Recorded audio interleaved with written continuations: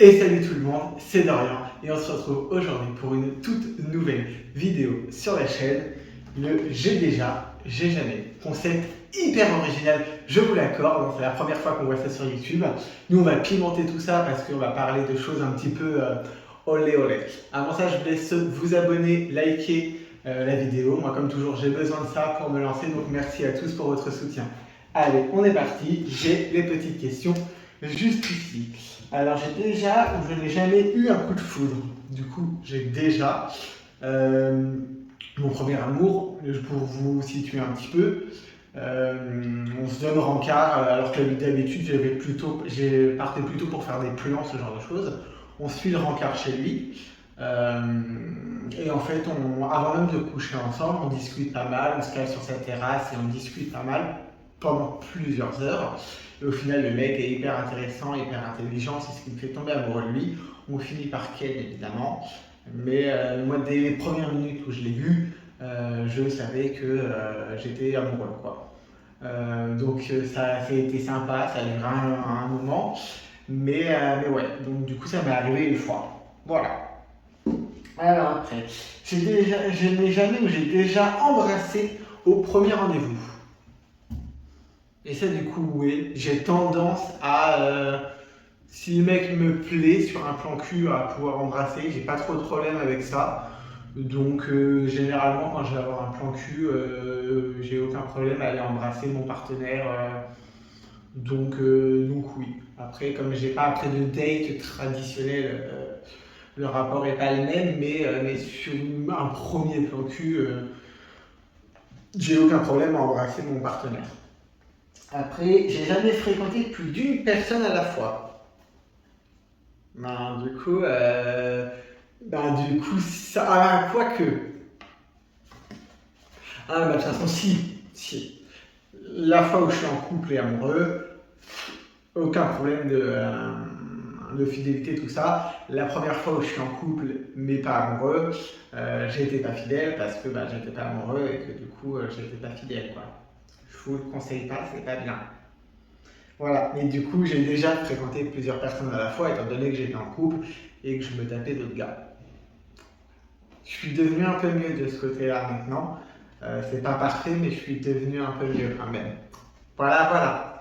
Dites-moi dans les commentaires si vous avez déjà été infidèle. Dites-le moi s'il y a prescription, parce que si vous êtes infidèle actuellement, mais que votre gars ne tombe pas dessus, on en discute, quoi.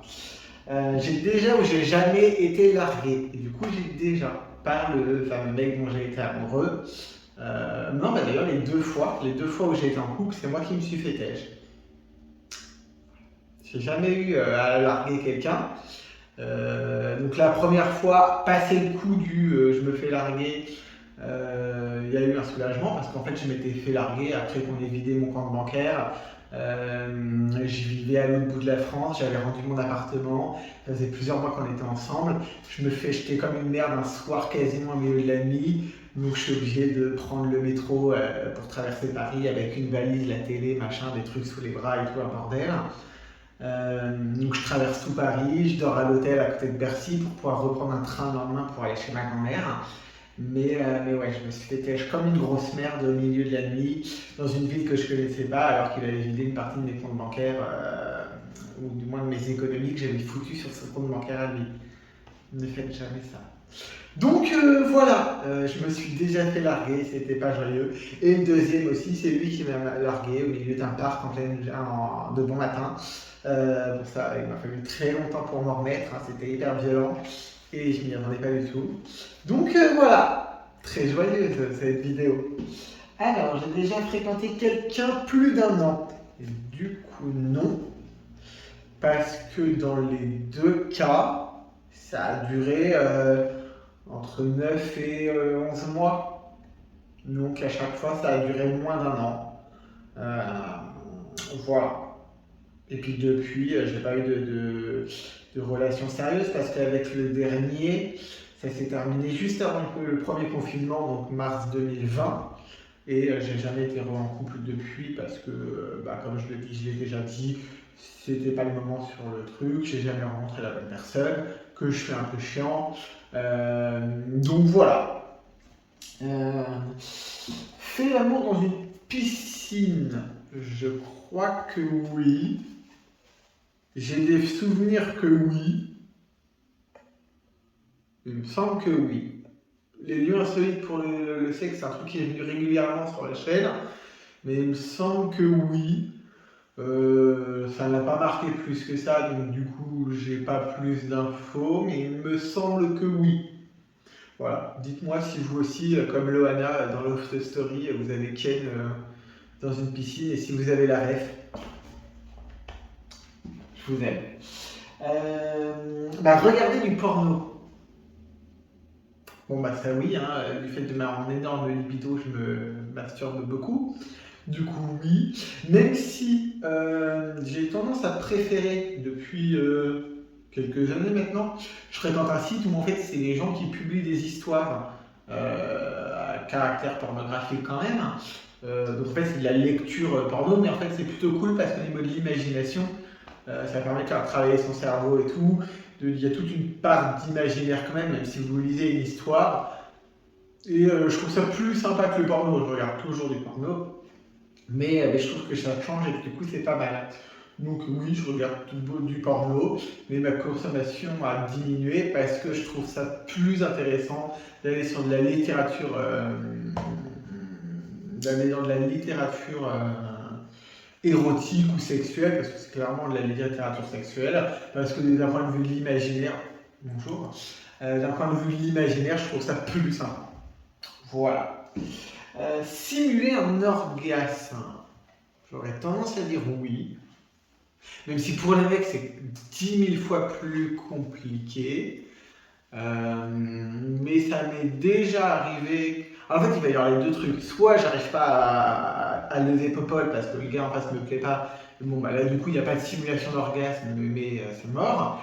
Mais ça m'est arrivé déjà de me retrouver en tant que passif et n'y prendre aucun plaisir et faire mine d'y prendre du plaisir. Comme en fait, même quand je vais prendre du plaisir au niveau anal, même si c'est très récent, je vais pas éjaculer systématiquement. Du coup, quand vraiment ça me plaît pas, en fait, ça se voit pas forcément. J'arrive à faire genre, ah oui, c'était sympa, mais bon, ça peut arriver. Après, c'est pas forcément de la faute du gars, c'est pas forcément de la mienne. Et il y a des gens avec qui il y a une alchimie qui est moindre. Et je serai pas là ni à me culpabiliser, ni à culpabiliser mon partenaire, parce que c'était pas cool. Un rapport sexuel, c'est avant tout une alchimie avec un partenaire, c'est aussi un moment, parce qu'avec le même partenaire, il y a des fois où ça peut être bien, il y a d'autres fois où ça peut être moins bien. Il y a tellement de choses qui font que une partie de jambe en l'air peut être bonne ou pas bonne et des facteurs qu'on ne contrôle pas forcément, que je ne blâmerai jamais quelqu'un pour ça. Voilà. Porter un string. Je crois que j'ai jamais. On m'a déjà fait porter de la lingerie féminine, j'en ai pas un souvenir, mais ça plaisait à mon partenaire. Donc comme je suis gentil, si ça peut exciter mon partenaire, ok, mais aucun intérêt pour moi. Déjà, de même, de manière globale, dans ma vie de tous les jours, je porte pas de sous-vêtements du tout. Donc, du coup, au moment où je vous parle de cette vidéo, je n'ai évidemment pas de caleçon.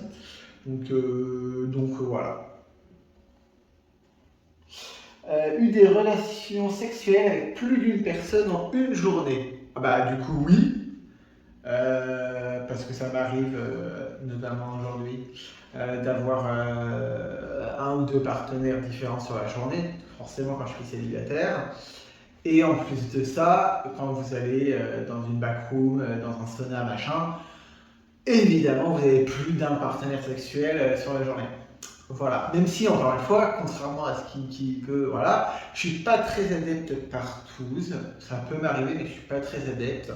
Le côté backroom, ça peut s'apparenter à de la backroom, mais étant donné qu'il y a un côté très déshumanisant, le rendu est moins le même. Voilà, mais du coup, oui, j'ai déjà eu des rapports avec plus d'une personne sur la même journée, évidemment.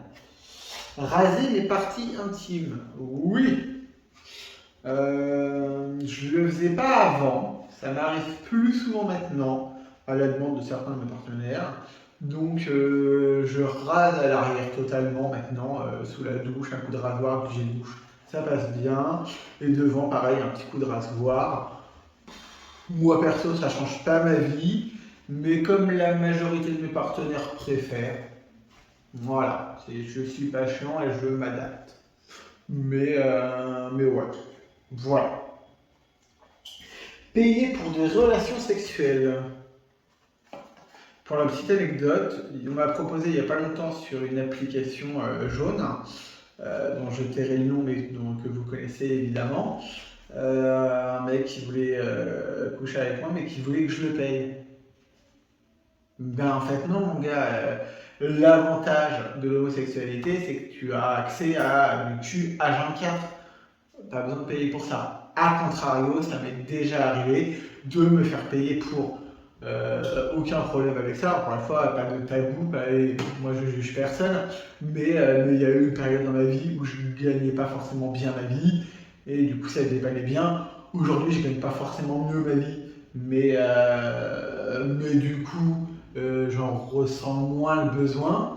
Mais il y a eu une période où il y avait besoin de ça pour bouffer parce que quand j'étais apprenti, que j'avais 16-17 ans, euh, 17-18 parce qu'à 16 ans j'étais encore chez mes parents, mais quand j'avais 17-18 ans et que je gagnais même pas 1000 balles par mois, que j'avais un loyer à payer, machin, bah il y a un moment où ça faisait rentrer de l'argent, d'autant qu'à l'époque je ne me faisais pas du tout tout ce qui était sodo, donc c'était pas contraignant, et en gros je fellationner un gars contre un peu de thunes quoi. Je ne recommande pas, chacun est libre de faire ce qu'il veut. C'est un moment où tu places ta conscience et tes besoins, et puis tu hiérarchises, je sais toujours pas parler, mais voilà. Donc oui, je me suis déjà fait payer pour du sexe, mais je n'ai jamais payé pour du sexe. Eu des relations avec quelqu'un de marié. Et là, je pense qu'on est à peu près tous dans le même bateau, et c'est la dernière question, mais je pense qu'on est à peu près tous dans le même bateau. C'est-à-dire que le nombre de mecs mariés à des nanas ou à des mecs qui sont sur Grindr et qui sont en couple libre si c'est des couples de mecs, donc tu peux être amené à te taper les deux en même temps parce que c'est des couples libres. Des mecs mariés où tu te dis surtout discret parce que j'ai ma femme, ça arrive plein de fois. Petite anecdote, ça m'est déjà arrivé de coucher avec un gars alors que son gosse dormait dans la pièce à côté. Ouais. Voilà, moi au début je le fais pas, puis quand tu arrives chez le gars et qu'il te dit eh, par contre pas trop fort, j'ai mon petit qui dort à côté. Voilà. Sur ce, voilà. N'hésitez pas en commentaire à me donner vos meilleurs j'ai déjà, j'ai jamais. Comme ça, si ça vous plaît, on fera une deuxième vidéo. N'hésitez pas à réagir par rapport à ce que je vous ai dit, si vous est arrivé la même chose, pardon. Et voilà, n'hésitez pas à liker, commenter et à vous abonner. Et je vous dis à très vite sur Dorian Talk. Bisous.